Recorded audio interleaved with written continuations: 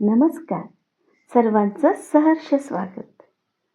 आजपासून आपण बिगिनर लेवलला जाऊन स्वयंपाक कसा बनवायचा हे बघणार आहोत. स्वयंपाक बनवणं ही एक आनंददायी गोष्ट आहे, जी करताना आपल्याला आनंद येतो आणि आपण केलेला पदार्थ खाताना त्याहून अधिक आनंद होतो. बिगिनर लेवलला यासाठी आपण सुरू करत आहोत कारण जी मुलं मुली घरी स्वयंपाक करत नाहीत आणि अचानक मग नोकरी व्यवसायासाठी किंवा शिक्षणासाठी घरापासून दूर जातात आणि नेहमी बाहेरचं खाऊन त्यांना कंटाळा येतो, अशा वेळेस त्यांना स्वतःसाठी बनवता यावं यासाठी आपला हा प्रयत्न आहे. तर इकडे आपण बघतो आहे की मी 2 मेथीच्या जुड्या घेतल्या आहेत. मेथीची भाजी करायची आपल्याला. मेथीची जुडी स्वच्छ करणं, ती भाजी नीट करून घेणं हा सगळ्यात महत्त्वाचा भाग आहे. तर इकडे बघा, मी प्रत्येक झाड हातात घेते आहे मेथीचं आणि त्याची पानं बघून घेते आहे आणि ती खुडून घेते आहे.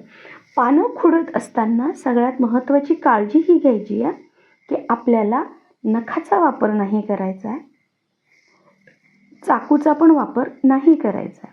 बरेचदा काय होतं की या मेथीच्या जुडीमध्ये मेथीच्या व्यतिरिक्त इतर प्रकारची झाडं पण चुकून येतात. तर आपल्याला हे व्यवस्थित पाहून घेतलं पाहिजे. कदाचित एखादं झाड आरोग्याकरता हानिकारक असू शकतं. यासाठी प्रत्येक झाड आणि प्रत्येक पान हे बघणं गरजेचं आहे.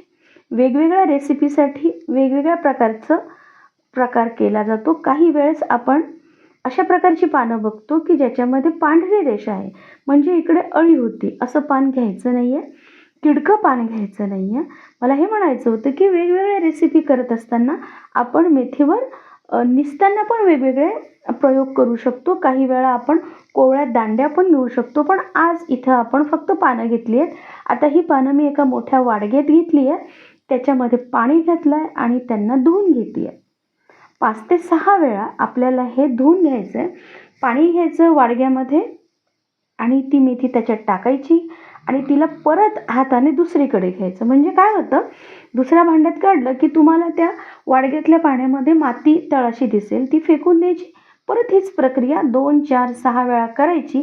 तिथपर्यंत करायची की जोपर्यंत तुमच्या मेथीतलं सगळी माती निघून जात नाही. मेथी ही अतिशय उत्कृष्ट भाजी आहे. हिच्याने तोंडाला चव येते, हिच्याने पचन सुधारतं आणि इतकंच नाही तर डायबिटिक लोकांमध्ये जी साखर रक्तातली वाढलेली असते ती कमी होते आणि इन्सुलिनची सेन्सिटिव्हिटी पण वाढते.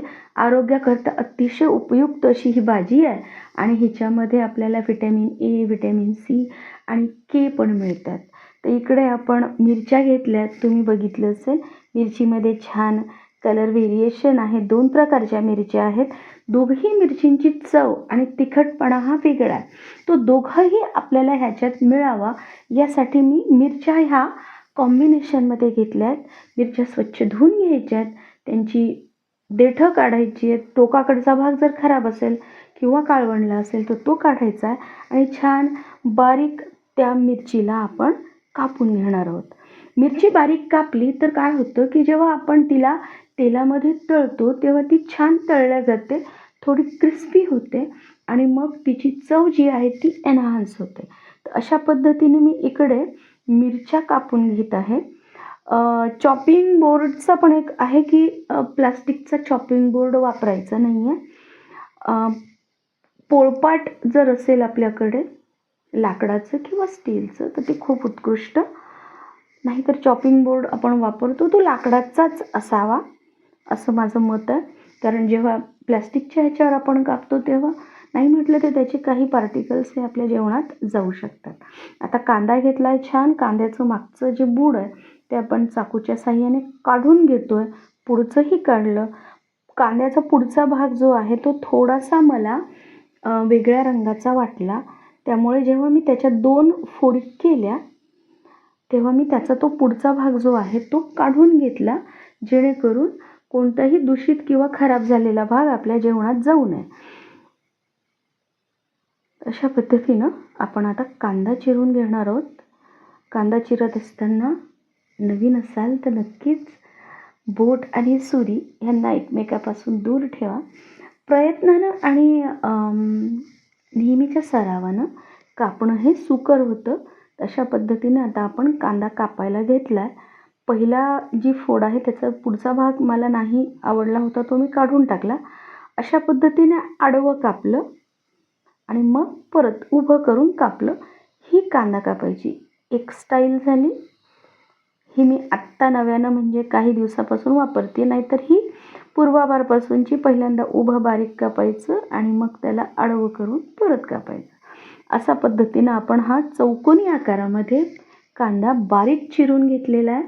जाड ठेवायचा नाही आहे. आता आपण गॅस पेटवूयात. गॅसवर कढई ठेवली आहे. कढई स्टीलची आहे, ॲल्युमिनियमची वापरायची नाही. आणि जर आपल्याकडे कास्ट आयर्न किंवा लोखंडाची असेल तर अतिशय उत्कृष्ट. कढई पुरेशी तापली की मग आपण तिच्यामध्ये टाकणार आहोत तेल. तेलाचं प्रमाण हे माफकच असावं. जास्त तेल टाकू नाही, आरोग्याकरता हानिकारक होऊ शकतं. आवश्यक तेवढंच टाकायचं आहे. शेंगदाणा तेल टाकलं आहे आपण थोडंसं. आता हे तेल तापलं की मग आपण ह्याच्यामध्ये टाकणार जिरं. जिरंसुद्धा आरोग्याकरता उत्कृष्ट आहे, त्याच्यात कॅल्शियम असतं. आता जिरं मी टाकायला घेतलेलं आहे. जिरं तडतडलं की मग आपण त्याच्यामध्ये टाकणार आहोत हिरवी मिरची. बघा जिरं तडतडलेलं आहे. आता टाकूयात हिरवी मिरची. आणि हिरवी मिरची टाकून झाली की मग आपण कांदा घालूयात. याला व्यवस्थित परतून घ्यायचं आहे. परतत असताना गॅस हा मध्यम आचेवर ठेवायचा.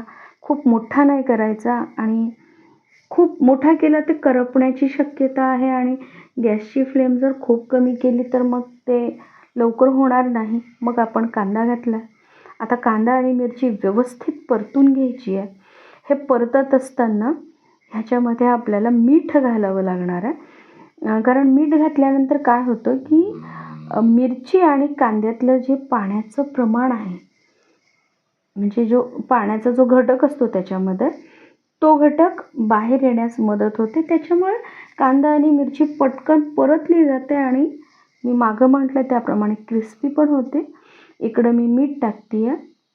सेंधव मीठ आहे, पिंक हिमालयन सॉल्ट. मीठ एकाच प्रकारचं नाही वापरत मी. क्रिस्टल मीठ पण वापरते, जे जाडं मीठ म्हणतो आपण त्याला, ते पण वापरते. आणि कधी कधी सैंधव पण वापरते. कॉम्बिनेशनमध्ये वापरलं तर चांगलं असतं. हळद टाकणं अतिशय गरजेचं आहे. अँटीबॅक्टेरियल अँटीफंगल गुण आहेत ह्याच्यात. हळद टाकली. आता हे आपण व्यवस्थित परतून घेणार आणि मग त्याच्यात भाजी टाकणार.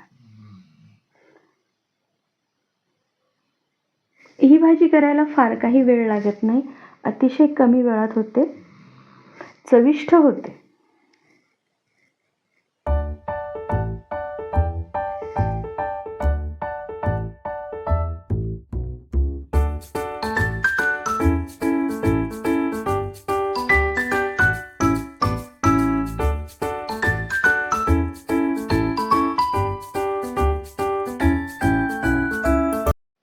बघा आता आपला कांदा व्यवस्थित परतून झालेला आहे. आता त्याच्यामध्ये आपण मेथीची भाजी टाकणार. मेथीची भाजी टाकल्यानंतर ती फार लवकरच सॉफ्ट होते, त्यामुळे व्यवस्थित परतणं गरजेचं आहे. असंही होऊ शकतं की आपली कढई तिच्याने पटकन भरून जाईल आणि मग आपल्याला सगळी भाजी एकदम टाकली तर व्यवस्थित परतता नाही येणार. मग यासाठी आपण काय करायचं, पहिले थोडी भाजी टाकली आणि मग तिला परतून घेतली. बघा तुम्ही, लागलीच ती सॉफ्ट व्हायला सुरुवात होते आणि मग जागा कमी घेते. आणि मग जेव्हा ही थोडीशी कमी झाली की मग मी परत उरलेली भाजी ह्याच्यात टाकणार आणि मग व्यवस्थित परतून घेणार आहे.